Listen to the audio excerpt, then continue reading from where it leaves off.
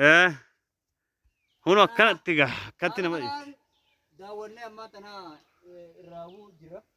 laala Gaafa akkatti qorru kaa nagawaan qorre wanti egaa wanta kana waan nu jabaatti suutoo bu'a suuta buunoo.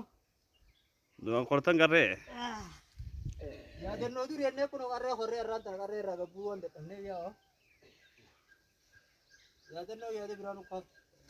haya bu'a Beedhaa ugaa suutaan bu'a. haya gabbu'a gabbu'a Darbini.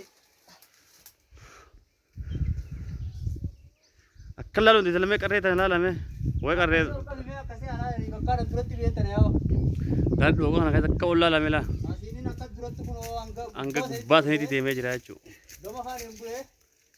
Asiin akka kan hunda chilaa dandeessa. Kan ajaa'ibsiiftee gaafa waan ijoollummaan jirtu.